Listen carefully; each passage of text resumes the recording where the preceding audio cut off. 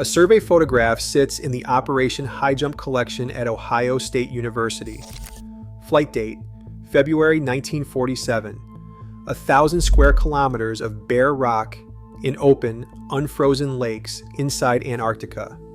Not a melt pond, not a camera fault, bare ground. In the Book of Enoch, describing the ends of the earth, gives mountains, waste ground, and storehouses of cold.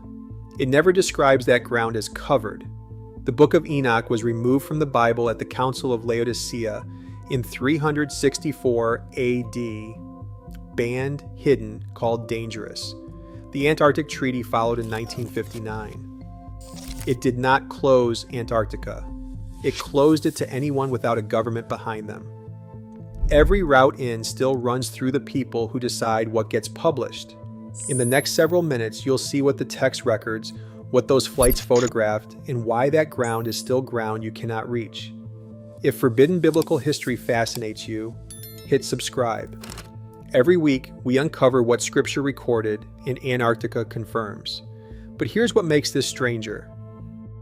When the Dead Sea Scrolls were discovered in 1947 at Qumran, 11 separate copies of Enoch surfaced. More copies than most books that made it into the Old Testament. The same year, the largest expedition in Antarctic history came home early. The fragments carry catalog numbers, 4Q201 through 4Q212, recovered from Cave 4, written in Aramaic, and the oldest of them date on paleographic grounds to roughly 200 BC. That is not a medieval invention. That is a text already old, already copied repeatedly, already worth preserving, 2 centuries before the Gospels were written. The section that matters here is the journey material, chapters 17 through 36. Enoch is taken to the ends of the earth. He is shown the storehouses of the winds. He is shown the storehouses of the snow and the hail.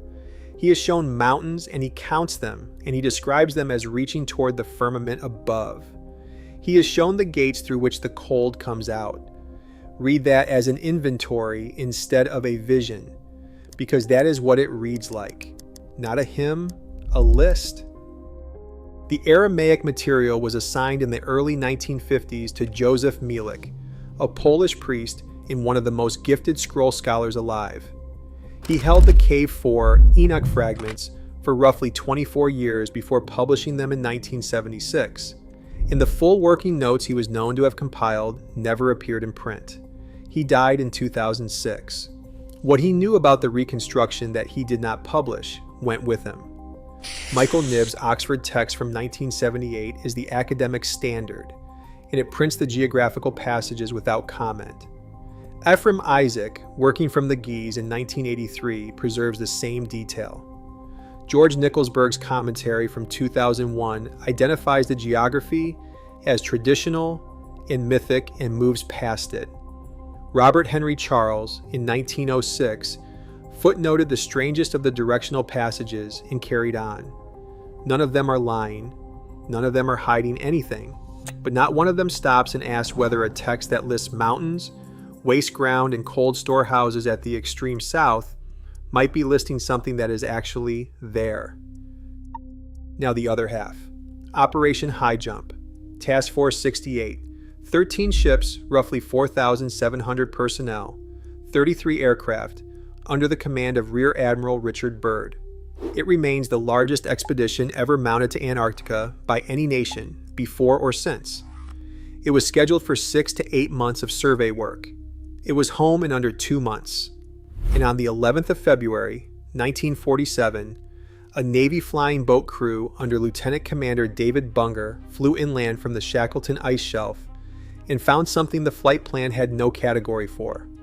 Bare hills, open water, lakes that were not frozen over, in a region where every model of the continent said there should be nothing but ice for 1,000 miles in every direction. Bunger set the aircraft down on one of them. The press called it an oasis. That word is not mine. It is theirs in 1947. The area is now called the Bunger Hills. It is real. It is cataloged. It appears on every modern survey map of Wilkes Land, and it covers close to 1,000 square kilometers of exposed rock. And this is where it gets disturbing, because the same continent on the same maps holds the McMurdo Dry Valleys, roughly 4,500 square kilometers, where snow does not accumulate at all. It holds the Vestfold Hills, sighted by a Norwegian expedition in 1935. Antarctica is not a solid white lid. Less than 1% of it is exposed, and that 1% is real, mapped, walked on, and almost entirely absent from the picture in your head. There is one more figure to plant before we go further, and his date matters. Charles Hapgood taught at Keene State College. In 1953, he wrote to Albert Einstein about the idea that the crust of the Earth could shift as a shell over its interior. Einstein wrote back. Einstein then wrote the foreword to Hapgood's Earth's Shifting Crust, which appeared in 1958, 3 years after Einstein's death. Hapgood went on to argue, in Maps of the Ancient Sea Kings in 1966, that the Peary Race map of 1513 preserved a survey of an ice-free Antarctic coast. That claim is his, and it is contested, and cartographic historians have argued against it in detail. But hold the other thing. A Nobel laureate signed his name to the front of the book, and within a decade the entire line of argument had vanished from the literature it was addressed to. Hapgood kept working. Nobody answered. He died in 1982, the date his own government's expedition put bare Antarctic ground into the photographic record is about to matter. What we're looking at breaks into 3 parts. Part 1, what the text actually describes. Enoch, at the ends of the earth, is not shown a blank. He is shown terrain. Chapter 18 gives him the storehouses of all the winds and mountains of rock. Chapter 34 takes him to the northern extremity and gives him gates from which cold, frost, snow, dew, and rain come out. Chapter 36 takes him to the southern quarter and gives him 3 gates there, and it describes what issues from them. The consistent element across every one of these passages is that the ends of the earth have features: rock, openings, storehouses, waste. There is more than one reading of what Enoch's cosmology assumes. Some argue that the ends of the earth presupposes a plane with a physical limit. Others treat the phrase as a directional reference to the extreme south. What neither reading disputes is that the specific markers the text gives, the mountains, the exposed waste, the storehouses of cold, resolve to the same physical description, and that description is exposed Antarctic rock. Part 2. What is under and beside the ice now? Ice-penetrating radar, seismic profiling, and airborne magnetic survey have mapped the interior over the last 20 years. In 2011, an international team publishing in Nature described the Gamburtsev subglacial mountains, a range comparable in scale to the Alps, with peaks and valleys preserved intact, sitting under as much as 3 kilometers of ice near the center of East Antarctica. Fausto Ferraccioli was lead author. In 2013, the British Antarctic Survey published BedMap 2, the compiled bed topography of the whole continent, with Peter Fretwell as lead author. These are open publications by working scientists, and they are not hiding anything. Mountains, under the ice, where nobody could have seen them. Part 3. The Convergence. The mainstream response is simple, and it deserves to be stated properly. Enoch's geography is a literary construction, assembled from Mesopotamian and Israelite cosmological tradition, and any resemblance to a real place is the accident of a mythographer, describing extremes in the only vocabulary he had.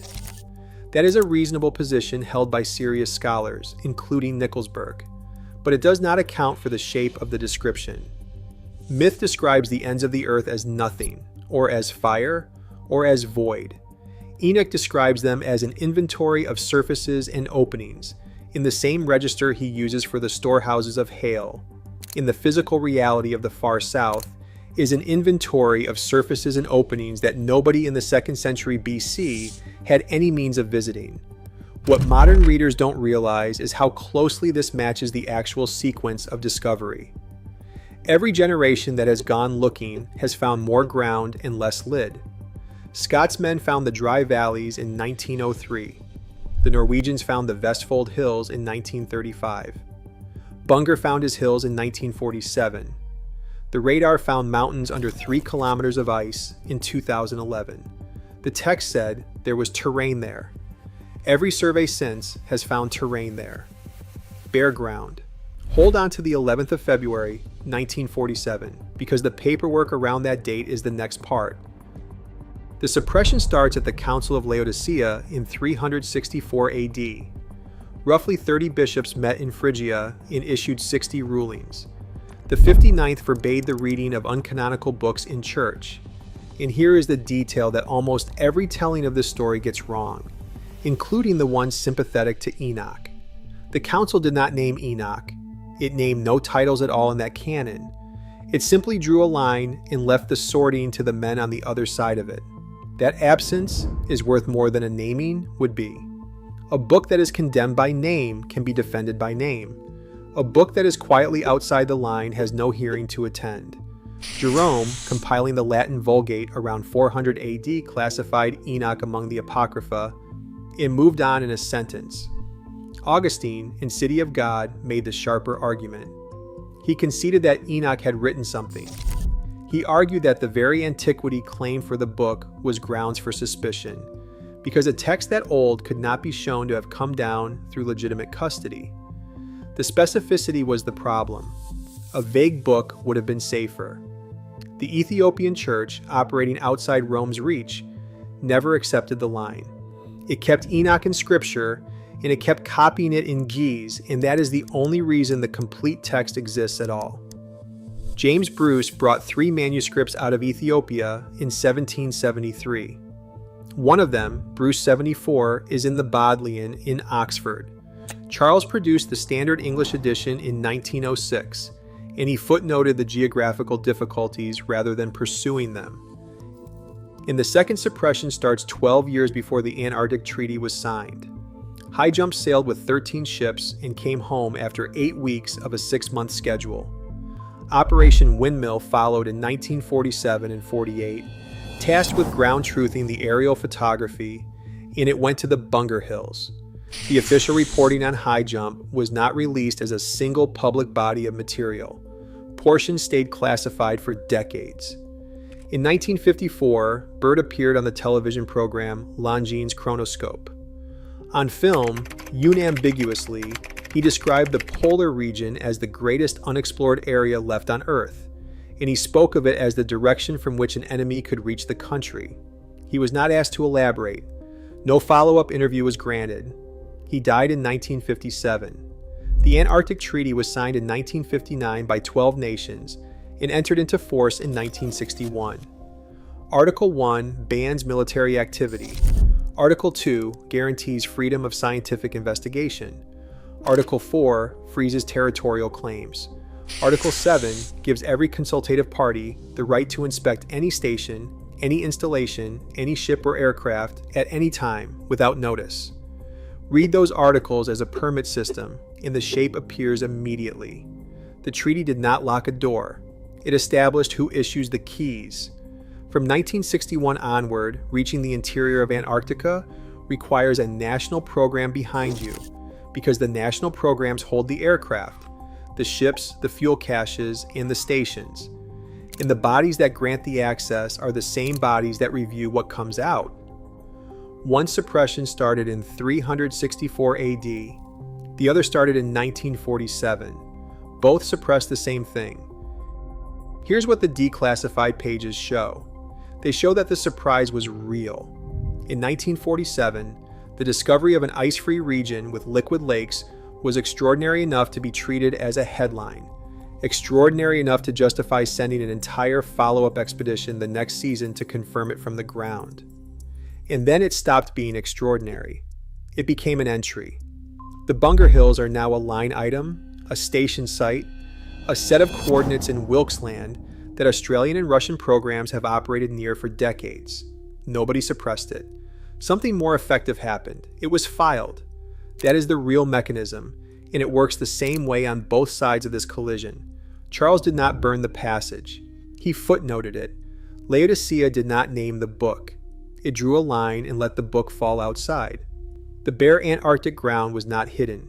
It was catalogued, photographed, surveyed, and absorbed into the routine record until the fact that a continent defined by ice contains thousands of square kilometers of open rock in unfrozen water became a specialist detail that no general account bothers to mention.